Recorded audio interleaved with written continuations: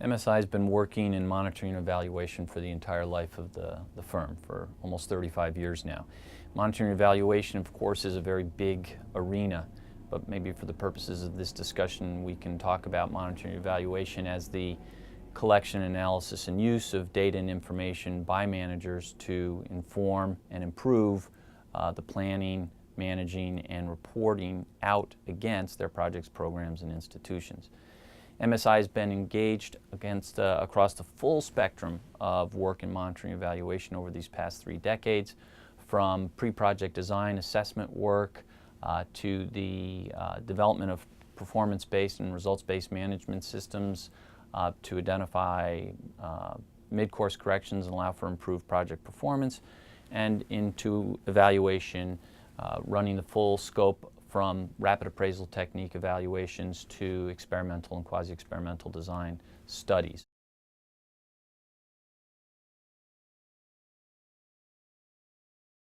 Over these last 35 years, MSI has literally done it all, and has done it all with a very broad range of organizations. We're fortunate to have had that opportunity and enjoyed doing that work. Because our experience has been so broad, perhaps I'll just talk about 2 baskets of our work briefly today. One relates to results-based management and the development of these systems for a range of organizations.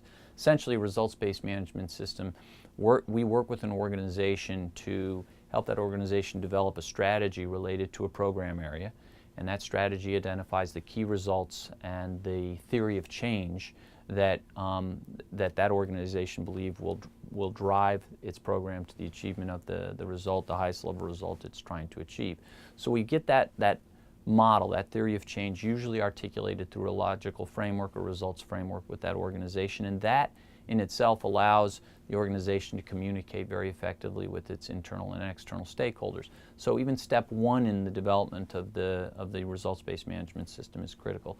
But then we move into measurement and data collection and using that information to identify mid-course corrections that would allow the project to improve its performance, and longer-term learning that allows for design and redesign of follow-on projects in a way that will lead to more effective projects down the road. This is a very core piece of MSI's portfolio of work in monitoring and evaluation now, and I think we're probably working in developing and installing results-based management systems with probably 10 or 12 organizations right now.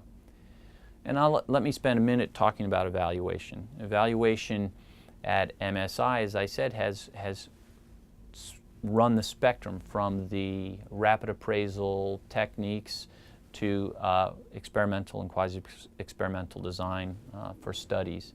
And we are happy to have been able to work across all the full range of design and methodologies, and we're very happy to see the recent attention, meaning in the last 10 years, to this increased sort of rigorous design work that we're doing.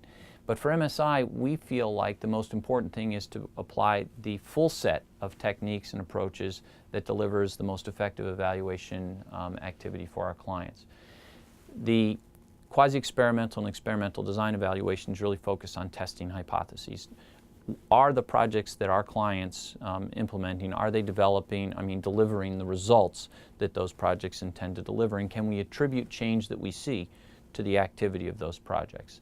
This is a critical question to be able to ask and to answer with confidence, and quasi-experimental and experimental design allows us to do that. But that's only part of what an evaluation typically has to do. Evaluation is not just about testing hypothesis, but it's also about discovery. It's about asking the questions and gathering information that allows us to understand emerging issues and points of emphasis or problems that we typically wouldn't see.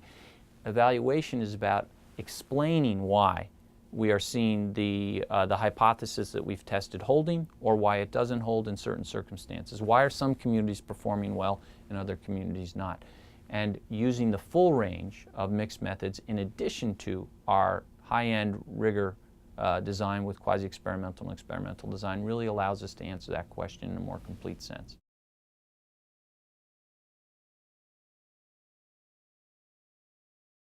"35 years of experience buys a lot of benefits, if you will. It buys benefits for the folks in our firm that do this work, and also for the folks the clients that we work with. In one sense, it allows us to develop a full toolkit, a full range of techniques and instruments and approaches, whether for monitoring or assessment or for evaluation, to apply in any one of many different circumstances and situations. In addition to that, we've got 35 years of experience understanding what works and what doesn't work. And we're able to help clients make good decisions about approaches to use. We're able to help clients make good decisions about avoiding problems that we know are coming down the line and how to best use different approaches that we have in our toolkit. So one aspect of what we do in monitoring evaluation is just sort of centered around this notion of 35 years of experience. The other thing I think I'd mention is the fact that we emphasize ownership as an important part of what we do. There are evaluation activities which need to emphasize the independence, and so we'll firewall our evaluation teams to ensure independence in those kinds of circumstances. But generally what we're trying to do is engage organizations to become involved in the monitoring, the planning, monitoring, and evaluation systems that we're developing, because through ownership comes a greater understanding of the system, comes a greater sense of how to use that system, and a greater certainty that not only will the system that we're developing be useful, but that it will also be used.